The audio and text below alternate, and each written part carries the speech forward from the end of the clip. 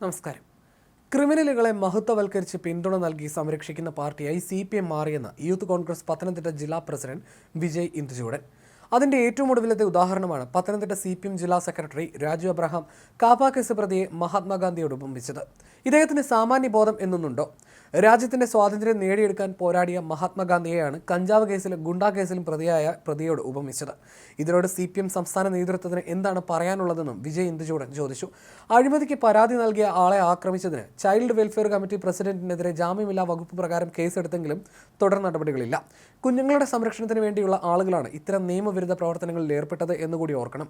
ഇങ്ങനെയുള്ള ആളുകളെ CPM തെരഞ്ഞുപിടിച്ച് പ്രധാനപ്പെട്ട സ്ഥാനങ്ങളിൽ വെക്കുന്നത് എന്തിനെന്നുകൂടി CPM വ്യക്തമാക്കണം.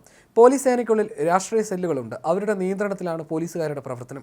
അതുകൊണ്ട് തന്നെ കൊടിയുടെ നിറം നോക്കിയാണ് പലപ്പോഴും കേസെടുക്കുന്നത്. പോലീസിനെ പേടിക്കേണ്ട, പ്രതികൾക്ക് മന്ത്രിയടക്കം വന്ന് സംരക്ഷണം നൽകുന്ന സ്ഥിതിയാണ് ജില്ലയിലുള്ളത്. കുഞ്ഞുകുട്ടികളെ വരെ പീഡനത്തിന് ഇരയാക്കുന്നു. അപ്പോഴും പോലീസ് നിഷ്ക്രിയമായി തുടരുകയാണ്. ക്രമസമാധാനം പൂർണ്ണമായി തകർന്നു. ഈ സാഹചര്യത്തിൽ ഇത് കണ്ട് വെറുതെ ഇരിക്കാൻ യൂത്ത് കോൺഗ്രസിനാകില്ല.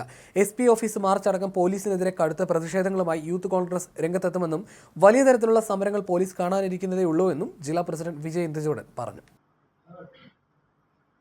നമ്മള് ഇന്നൊരു പത്രസമ്മേളനം വിളിച്ചത് ശരിക്കും പറഞ്ഞാൽ ഈ പത്തനംതിട്ട എന്ന നമ്മുടെ ഈ ചെറിയ ജില്ലയിൽ കഴിഞ്ഞ ഒരാഴ്ചയായി ഉണ്ടാകുന്ന ക്രമസമാധാനത്തിന്റെ ഏറ്റവും വലിയൊരു തകർച്ച ഇവിടെ നിങ്ങളിലേക്കൊന്ന് എത്തിക്കാനാണ്. യൂത്ത് കോൺഗ്രസിനെ സംബന്ധിച്ചിടത്തോളം നമ്മൾ ശരിക്കും പറഞ്ഞാൽ കഴിഞ്ഞ ഒരാഴ്ചയായി നമ്മൾ കണ്ടുകൊണ്ടിരിക്കുന്ന ഒരു വലിയ കാര്യമാണ്. നമ്മൾ അക്കമിട്ട് പറയുകയാണെങ്കിൽ എത്രത്തോളം കാപ്പ ചുമത്തപ്പെട്ട പ്രതികളെ അടക്കം, ഇവിടുത്തെ മന്ത്രിയടക്കം മാലയിട്ട് സ്വീകരിച്ച പ്രതികൾ, അങ്ങനെയുള്ള ഒരുപാട് പ്രതികളെ നാട് കടത്തുകയും കാപ്പയടിച്ച് നാട് കടത്തുകയും ചെയ്ത പ്രതികൾ DYFIയുടെയും SFIയുടെയും ഒക്കെ ഭാരവാഹികളാണ്. അത് മാത്രമല്ല, എത്രയോ പീഡന പരമ്പരകൾ ഈ പത്തനംതിട്ട ജില്ലയിലാണ്. ദളിത് അട്രോസിറ്റിക്കെതിരെ അല്ലെങ്കിൽ ദളിത് അട്രോസിറ്റിക്ക് കേസെടുക്കുന്നു. അങ്ങനെ ഒരുപാട് കാര്യങ്ങൾ പത്തനംതിട്ട ജില്ലയിൽ പീഡന പരമ്പരകളുടെ 5 വയസ്സുള്ള കുട്ടിയെ പീഡിപ്പിക്കുന്നു, തട്ടിക്കൊണ്ടുപോയി പീഡിപ്പിക്കുന്നു, ബാലവിവാഹം നടത്തുന്നു, അമ്മ തന്നെ പെൺകുട്ടിയെ കാഴ്ചവെക്കുന്ന അതിഭീകരമായിട്ട് ഭയാനകമായിട്ടുള്ള കാര്യങ്ങൾ അടക്കമുള്ള സംഭവ വികാസങ്ങൾ പത്തനംതിട്ട എന്ന ഒരിക്കലും സമാനതകളില്ലാത്ത സംഭവ വികാസങ്ങൾ, പീഡന പരമ്പരകളാണ് ഇപ്പോൾ പത്തനംതിട്ടയിൽ നടക്കുന്നത്. യൂത്ത് കോൺഗ്രസിനെ സംബന്ധിച്ചിടത്തോളം ക്രമസമാധാന നില എന്ന് പറയുന്നത് പത്തനംതിട്ട ജില്ലയിൽ എനിക്ക് തോന്നുന്നു കേരളത്തിൽ പണ്ടൊക്കെ നമ്മൾ ട്രിവാൻഡ്രം പോലുള്ള അല്ലെങ്കിൽ എറണാകുളം പോലെയുള്ള മെട്രോപൊളിറ്റൻ സിറ്റികളിലാണ് ഇത്രത്തോളം ക്രൈംസ് നടക്കുന്നത് നമുക്കറിയാം. പക്ഷെ ഇന്ന് കേരള സംസ്ഥാനത്തെ 14 ജില്ലകളിൽ എടുത്ത് നോക്കുകയാണെങ്കിൽ ഈ 14 ജില്ലകളിലും ഏറ്റവും മുൻപന്തിയിൽ നിൽക്കുന്ന ഒരു ജില്ലയായി പത്തനംതിട്ട ഇതുപോലെയുള്ള ക്രിമിനൽസിനെ, ഇതുപോലെയുള്ള ക്രൈം റെക്കോർഡ്സ് ഉള്ള ഒരുപാട് ക്രൈം റെക്കോർഡ്സ് രജിസ്റ്റർ ചെയ്യുന്ന ഒരു ജില്ലയായി പത്തനംതിട്ട ജില്ല മാറിയിരിക്കുന്നു എന്നുള്ളത് നമുക്ക് വളരെയധികം ഭീതി പരത്തുന്ന ഒരു കാര്യമാണ്. അതുകൊണ്ട് ശക്തമായിട്ടുള്ള പ്രതിഷേധം, ഇത് SP ഓഫീസ് മാർച്ച് അടക്കമുള്ള പ്രതിഷേധങ്ങളിലേക്ക് യൂത്ത് കോൺഗ്രസ് പോവുകയാണ്. സർക്കാരിന്റെ നിഷ്ക്രിയത്വവും അതുപോലെ തന്നെ സർക്കാർ പോലീസിനെ ഭരിച്ചുകൊണ്ടിരിക്കുമ്പോൾ ആ കൊടിയുടെ നിറം നോക്കി മാത്രം കേസുകൾ രജിസ്റ്റർ ചെയ്യുക എന്നുള്ളൊരു സംവിധാനത്തിലേക്ക് ഈ പറയുന്ന പോലീസും സർക്കാരും പോകുന്നു. SFI ആണെങ്കിൽ, DYFI ആണെങ്കിൽ, CPIM ആണെങ്കിൽ, അല്ലെങ്കിൽ അവരെ അനുകൂലിക്കുന്ന സന്തത സഹകാരികളാണെങ്കിൽ, സംഘടനകളാണെങ്കിൽ യാതൊരു വിധമായിട്ടുള്ള കേസുകളും കാര്യങ്ങളുമില്ല. മറിച്ച് വേറെ ഏത് സംഘടനകളുടെ ആളുകൾ പ്രതിഷേധിച്ചാലും പ്രതിരോധിച്ചാലും ഒക്കെ അവർക്കെതിരെ ജാമ്യമില്ലാത്ത വകുപ്പ് അടക്കമുള്ള കേസുകൾ മുന്നോട്ട് വരുന്നു എന്നുള്ളത് നമ്മളെ സംബന്ധിച്ചിടത്തോളം നമ്മൾക്ക് ഒരു ജനാധിപത്യ പ്രക്രിയയിൽ ഒരിക്കലും അംഗീകരിക്കാൻ പറ്റാത്ത കാര്യമാണ്. അതുകൊണ്ട് youth Congress SP office March അടക്കമുള്ള വലിയ പ്രതിഷേധ പരിപാടിയിലേക്ക് പോകാൻ തീരുമാനിക്കുകയാണ്.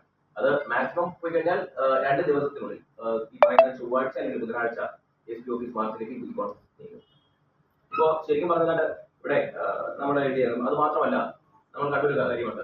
CPMന്റെ വളരെ സീനിയർ ആയിട്ടുള്ള പൊളിറ്റീഷ്യൻ, CPMന്റെ ജില്ലാ സെക്രട്ടറി, നമ്മളെല്ലാവരും വളരെ ബഹുമാനത്തോടു കൂടി ഏകദേശം 5 ടേമിൽ നമ്മളുടെ അസംബ്ലി മണ്ഡലത്തിൽ ജനസമ്മതിദാന അവകാശങ്ങളൊക്കെ രേഖപ്പെടുത്തി 5 ടേമും അവിടുത്തെ MLA ആയ ഇന്നത്തെ CPMന്റെ ജില്ലാ സെക്രട്ടറി കഴിഞ്ഞ ദിവസം എന്താ പറഞ്ഞത്? നിങ്ങളെല്ലാം മുഖ്യധാര മാധ്യമങ്ങളെല്ലാം റിപ്പോർട്ട് ചെയ്തൊരു കാര്യമുണ്ട്. കാപ്പ കേസ് പ്രതിയെയും ഗാന്ധിജിയെയും തമ്മിൽ കമ്പയർ ചെയ്യുക, ഒരു കമ്പാരിസൺ വരിക. ഈ സംഘപരിവാറിനും ഈ പറയുന്ന CPMനും ഒരേ നിലപാടാണ് ഗാന്ധിജിയെ കൊന്നത്. പക്ഷേ ലേശം ഉളുപ്പ്, അങ്ങനെ പറയുമ്പോൾ ഒരു ലേശം ഉളുപ്പ്, ഈ പറയുന്ന കാപ്പ കേസ് പ്രതിക്കെതിരെ കേസ് ഉണ്ടല്ലോ എന്ന് പറയുമ്പോൾ അതെന്താ, ഞങ്ങൾ അയാളെ ഉൾക്കൊള്ളുന്നു, പക്ഷേ ഗാന്ധിജിക്കെതിരെ കേസില്ലേ, ഗാന്ധിജിക്കെതിരെ കേസ് ഉണ്ടായിട്ടില്ലേ? എന്താ ഒരു മിനിമം ഡീസൻസി. അദ്ദേഹം ഇത്ര സീനിയർ ആയിട്ടുള്ള പൊളിറ്റീഷ്യൻ അല്ലേ, എത്രയോ വർഷം ഈ പൊളിറ്റിക്സിൽ സീനിയർ ആയിട്ടുള്ള വ്യക്തിയാണ്. അദ്ദേഹം പറയുന്ന കാര്യമാണ് കാപ്പ കേസ് പ്രതിക്ക് ഇതുപോലെയുള്ള കേസുകൾ ഉണ്ടായിട്ടില്ലേ? അതുപോലെ തന്നെ ആ കേസ് ഉണ്ടായതുകൊണ്ട് എന്താ കുഴപ്പം? ഗാന്ധിജിക്കെതിരെ കേസ് ഉണ്ടായിട്ടില്ലേ? ഗാന്ധിജിയും കാപ്പ കേസ് പ്രതിയെ തരത്തിൽ ഒരിക്കൽ പോലും നടന്നിട്ടില്ല എന്നുള്ളതാണ് നമ്മൾ മനസ്സിലാക്കേണ്ടത്. ഇങ്ങനെയുള്ള അതുപോലെ തന്നെ CWC, ചൈൽഡ് വെൽഫെയർ കമ്മിറ്റി എന്ന് പറയുന്ന ഒരു കമ്മിറ്റി, നമുക്ക് എല്ലാവർക്കും അറിയാം. ബാലാവകാശ കമ്മീഷൻ, അതുപോലെ തന്നെ ശിശുക്ഷേമ വകുപ്പ്, ഈ ശിശുക്കളുടെ സംരക്ഷണം നോക്കുന്ന ഇതുപോലെയുള്ള വലിയ കമ്മിറ്റികളിൽ ഈ അടുത്തിടയ്ക്ക് ഒരു കേസ് ഉണ്ടായി.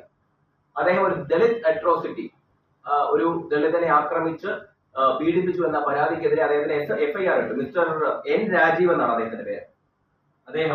അദ്ദേഹത്തിനെതിരെ ഒരു കേസുണ്ട്, ദളിത് അട്രോസിറ്റി. ഇതാണ് അതിന്റെ FIR.